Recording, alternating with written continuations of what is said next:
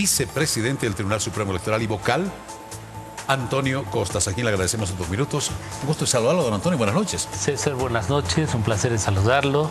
Cecilia, buenas noches. Un gusto de saludarla. Cecilia, el vicepresidente del Tribunal Supremo Electoral nos acompaña esta noche. Gracias, ingeniero. Muy buenas noches. Gracias por estar aquí, en Que No Me Pierda, conversar con nosotros esta noche en muchos puntos, muchos temas. Mañana es una jornada fundamental, la presentación de listas. También está el tema de los candidatos, si pueden ser sustituidos o no. Eso lo vamos a hablar enseguida. Pero quiero preguntarle, iniciar esta entrevista, ingeniero, preguntándole si la Sala Plena ha tomado una resolución con relación a la renuncia planteada por el candidato Edwin Rodríguez, candidato a vicepresidente por Bolivia. Dice no. ¿Se analizó el tema? ¿Se tomó una decisión, ingeniero? Sí, Cecilia, buenas noches. Nuevamente, un saludo a todos los televidentes de Que No Me Pierda. El día de ayer hemos tomado ya la decisión de rechazar la renuncia del candidato a la vicepresidencia, el señor Rodríguez, y se ha notificado ya en la fecha esta resolución de sala. Lo que nos está diciendo esta noche el vocal y vicepresidente del tribunal a nivel nacional es que efectivamente el mismo curso que ha seguido la renuncia de Jaime Paz Zamora ha seguido en decisión esta renuncia de Edwin Rodríguez. Es decir, el órgano electoral plurinacional le rechaza la renuncia al candidato a vicepresidente por Bolivia, dice no. Y ahora la pregunta es, ¿qué sucede en estas circunstancias, ingeniero? Porque había mucha incertidumbre y se generó también un sinfín de especulaciones. Bueno, quisiera hacer una complementación a la pregunta que usted me hace de las razones por las cuales la Sala Plena tomó la decisión de rechazar la renuncia en ambos casos. En primer lugar, se ha tomado en cuenta el hecho de la disposición legal de la Ley de Organizaciones Políticas 1096, que indica que los resultados de las elecciones primarias son de cumplimiento obligatorio para organizaciones y alianzas, organizaciones políticas y alianzas, y además vinculantes al proceso electoral. Por tanto, en esta primera fase no existía la posibilidad de que una persona presente una renuncia anticipada. Nosotros vamos a completar esta primera fase con la presentación de las candidaturas el día de mañana. ¿Qué es lo que pasaba si hubiera habido una alternativa de aceptar la renuncia? Se ha hecho una ponderación de los derechos, tanto individuales como de la organización política, de los derechos políticos. Porque de acuerdo a nuestro sistema electoral, los candidatos a senadores, a diputados plurinominales y las autoridades supranacionales dependen de la votación que obtiene el candidato a presidente. Por tanto, si se hubiera aceptado de manera prematura, definitivamente esta organización política no podía presentar candidatos. Entonces hubiera sido un funesto antecedente. En el segundo caso también se ha tomado el mismo razonamiento, porque no puede haber una fórmula incompleta, ¿no? Tiene que haber una fórmula completa. Por tanto, en el registro que se tiene que hacer mañana, tendrán que presentarse quienes han estado conformando el binomio, más los candidatos que van a proponer las organizaciones políticas. Posteriormente, me imagino que va a haber algún incidente que tendrá que conocer la sala y resolver la sala.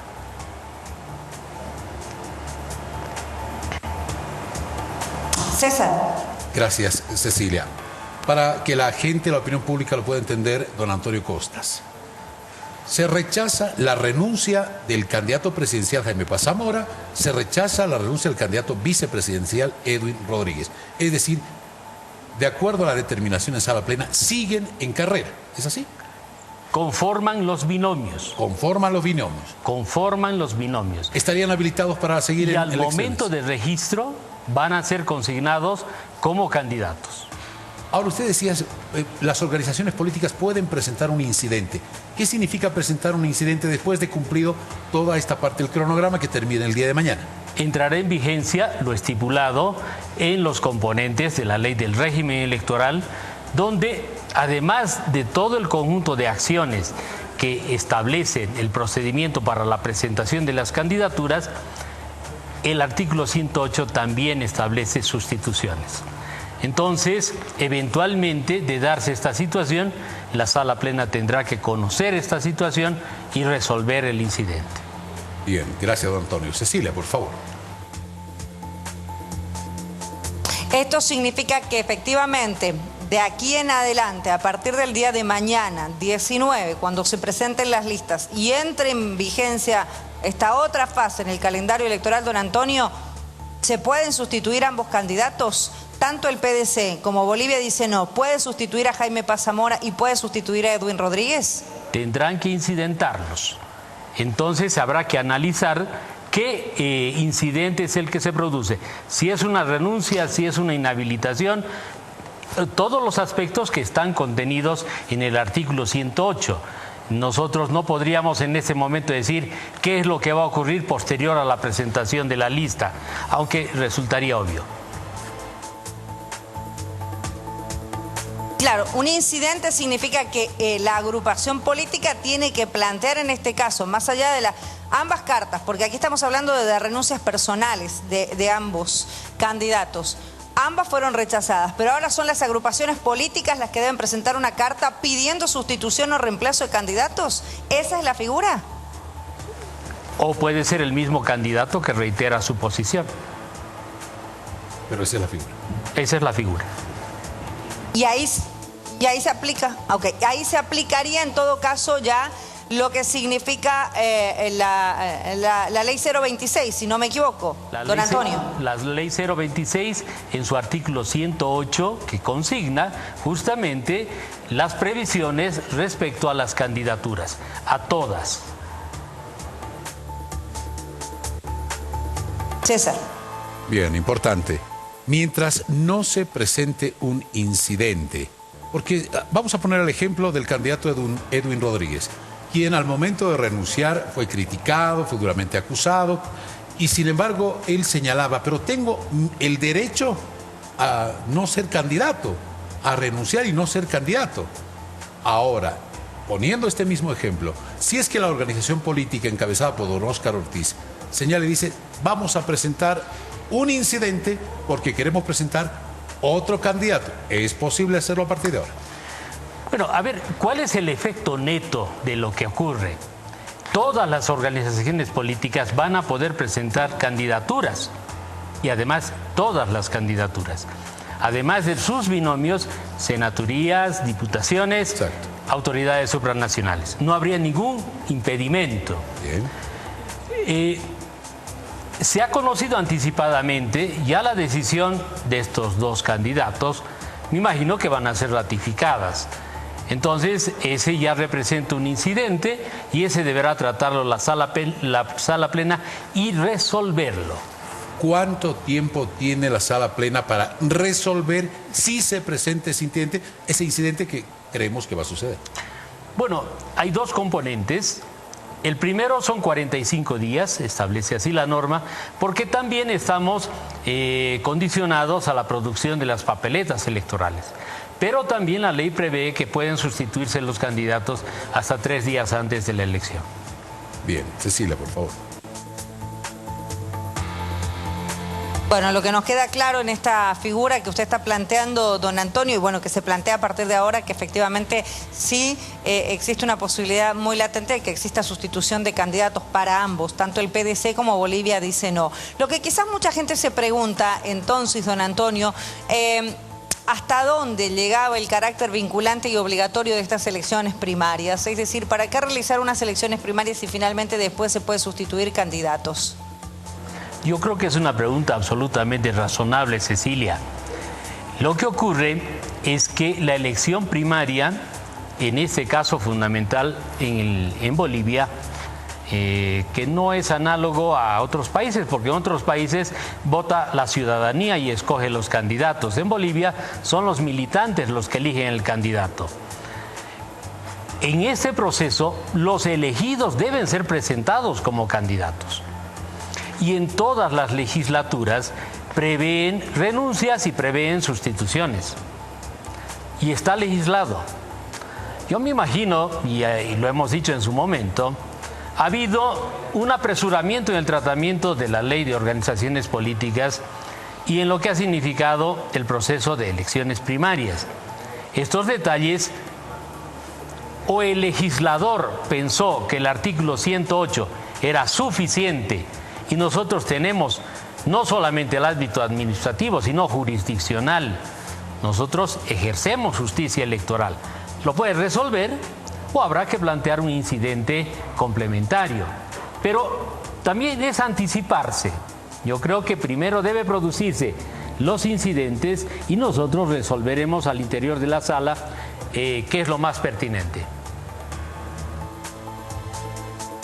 Permítame decirle que yo creo que es muy claro, don Antonio, que los incidentes se van a plantear. Es decir, si una persona presenta una renuncia antes, la va a volver a presentar después. Igualmente las agrupaciones políticas, si no la presentan las mismas personas, lo van a volver a presentar. Es prácticamente una obviedad, es obvio que van a volver a presentar estos incidentes que se plantean en este momento. Pero yo le repito, no ha sido un gasto insulso entonces, es decir, no ha sido en vano esto de decir que las elecciones primarias iban a tener carácter vinculante. ¿No era esta figura la que se trataba de evitar con las elecciones primarias? Sí, pero Cecilia, yo creo que es entrar en un fanatismo. El decir, es vinculante, es pues vinculante, los binomios están siendo presentados, no pueden ser alterados. Pero hasta una fecha. Hasta una fecha. Y además, ese ciudadano que eligió ser candidato no perdió la libertad de renunciar. Ese derecho está asistido por la Constitución, que es superior a la ley. Que los candidatos deberían ser más serios, estoy de acuerdo. Que debería existir un compromiso a respetar lo que se ha elegido, estoy de acuerdo con usted. Pero eso no quiere decir que no se pueda ejercer un derecho. Y tampoco puede complicar el derecho colectivo de la organización política y también de la ciudadanía a elegir. Imagínese usted, solamente por una situación coyuntural, renuncia el candidato y el partido político no puede participar. Entonces no es razonable. No es razonable. Yo creo que la justicia electoral, el derecho de los ciudadanos a ejercer su derecho político, está en un concepto más amplio que la coyuntura política. En un concepto más amplio que lo que deviene el cálculo político, ¿verdad?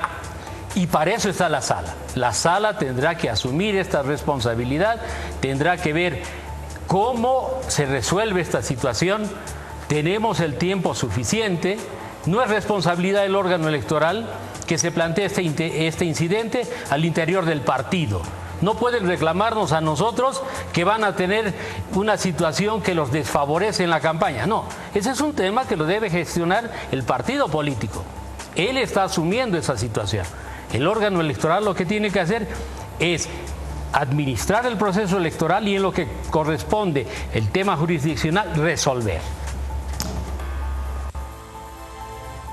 Yo creo que no es tan entredicho en este caso, presidente, y como usted lo ha dejado muy en claro, el tema del derecho ciudadano a la elección, el derecho ciudadano también de decidir si quiere o no quiere participar en una elección. Lo que hoy se pone en observación es precisamente el carácter, entre comillas, de obligatoriedad que tenían estas elecciones primarias o el objetivo que tenían estas elecciones primarias cuando finalmente se llega a una fecha y se permitirá sustituir candidatos. César, con usted, adelante. Yo quisiera, pero, hacer un comentario. Y me parece excelente la pregunta de Cecilia. En nuestro país se eligen binomios presidenciales. Hace unos días yo estuve participando en un simulacro en el Uruguay donde se eligen binomios, se eligen listas para senadores, listas para diputados, para gobernadores de departamento, para alcaldes.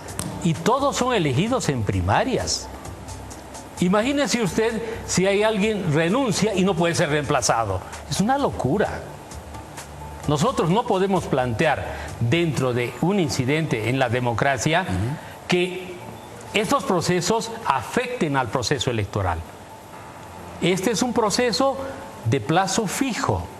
Las autoridades, cuando cumplan su mandato, al día siguiente cesaron en funciones. Por eso es que el calendario electoral es de tan estricto cumplimiento. No se puede modificar. A nosotros, como autoridades del órgano electoral tampoco nos está permitido modificarlo. La única manera es con ley. Y eso asegura que no exista pues incidentes que prolonguen el mandato de las autoridades de manera discrecional. Ahora, don Antonio Costas, esto tiene que entenderlo la gente para que lo entienda de manera mucho más clara. La decisión que toma la sala plena es una decisión de los vocales, de un análisis que hacen los vocales, o es una decisión que está enmarcada en lo que dice la ley. Me refiero a rechazar las renuncias. El rechazo de las renuncias concretamente está en el marco de la ley. Y la ponderación de los derechos políticos que están claramente instituidos en la Constitución Política del Estado. Pues es la ley. No es una interpretación de los vocales. Y trasciende la opinión de los vocales. Porque los vocales no podemos nosotros establecer disposiciones coyunturales para resolver el problema. No, hay un marco, es la Constitución, son las leyes del órgano y del régimen, es la ley de organizaciones políticas, los reglamentos los que van a regir nuestra actividad. ¿Por qué en un momento se dijo que no se podía renunciar? Y posteriormente aparece esta figura, bueno, que le estamos entendiendo. Nunca dijimos que no se podía renunciar. O que no se aceptaba la renuncia. Nunca dijimos eso, además. Yo creo que fue un tema de prudencia, inclusive, en cómo nosotros gestionamos este proceso. Porque después aparece esa figura y dicen, sí, después del 19 existe la posibilidad de reemplazar a quien... El artículo 44, César. Exacto. Pero no aparece. La ley del régimen electoral es una ley que tiene 10 años de antigüedad y está establecida toda la secuencia de sustitución. Si el legislador, que es el que hace la ley finalmente, hubiera visto conveniente modificar el artículo e introducir alguna modificación, lo hubiera hecho. El legislador, cuando trató la ley 1096, no introdujo ninguna modificación al artículo 108. ¿No? Entonces, nosotros no vamos a ir a cuestionar la actividad de un órgano independiente. Nosotros también actuamos en el marco de la ley y tenemos la independencia del caso. Bien, don Antonio. Cecilia, por favor. Yo creo que la confusión, don Antonio, se puede dar en este artículo, si no me equivoco, es el 44 de la ley de las elecciones primarias, donde decía que la única posibilidad de renuncia de un candidato, luego de ser conformado el binomio, porque se fue a elegir binomios por partidos políticos en estas primarias, era un caso de enfermedad que no le permita, una enfermedad mortal que no le permita continuar en carrera con certificado médico, o la muerte. Eso dice un artículo, creo, el artículo 29, me están corrigiendo, artículo 29, es así, ¿verdad? Por ahí puede darse entonces la confusión. Pero no dice renuncia. Dice la única manera de romper esta vinculación al proceso es la muerte o la enfermedad. ¿Se da cuenta? ¿Y cómo no dice la renuncia? Entonces, no dice la renuncia. Entonces, si usted eligió el binomio, ese binomio debe ser inscrito. Ese binomio debe ser inscrito después de las primarias. Pero si fallece, tiene que haber una sustitución. Y esa no está regulada. Está establecida por decisión del partido. Es el partido el que va a proponer otro. Pero si no se da esa condición de que fallezca la persona o tenga una enfermedad que imposibilite que él pueda ser candidato, la vinculación está establecida. No habla de renuncia, Cecilia, habla de vinculación al proceso. Por eso le decía, pero ahí quizás pudo haber estado la confusión y la falta de información de decir, bueno, a partir de esta fecha entonces, más allá de lo que diga este artículo, sí se pueden sustituir candidatos, incluyendo al binomio que fue elegido en las primarias. A eso me refiero, don Antonio, a que quizás allí, en esa falta de información o de interpretación, hay un vacío jurídico entre una normativa y la otra normativa. ¿Usted ve ahí un vacío jurídico que no fue explicado como tenía que ser explicado en su momento? Vacío jurídico, honestamente, porque si el legislador no legisló sobre esta especificidad, consideró que el artículo 108 es suficiente para que el órgano electoral resuelva. Ahora, ¿qué sentido tiene que el órgano electoral anticipe un accionar del partido? O sea, no tiene por qué anticiparlo. Si en el partido político se produce esta situación, el órgano electoral atenderá cuando corresponda. Esto siempre se ha hecho. La particularidad especial es que esta es una elección primaria, pero la elección primaria ha retirado la competencia del partido político para elegir a su binomio y la ha destinado a que el militante, a través de un procedimiento de votación, lo elija. Antes era la cúpula del partido que elegía al binomio. Ahora, que la elección primaria hubiera sido más rica si hubiera habido más postulantes, pero claro, que hubiera sido más rica si digamos no hubiera estado en esta coyuntura, pero claro. Pero eso no está estableciendo una situación de incomprensión de la norma. Bien, gracias, don Antonio Costas, vicepresidente del Tribunal Supremo Electoral, por compartir estos minutos, nuestra entrevista y aclarar a la opinión pública sobre esto. Gracias por la visita al vocal del Tribunal. Cecilia, así cerramos esta entrevista. Muchas gracias, don Antonio. Como siempre, ha sido importante poder conocer y entender esta situación y esta figura, que se va a dar a partir de mañana la presentación, obviamente ya de las listas, siguiendo con el proceso electoral. Buenas noches, como siempre, un placer. Gracias, Cecilia. Buenas noches, un placer.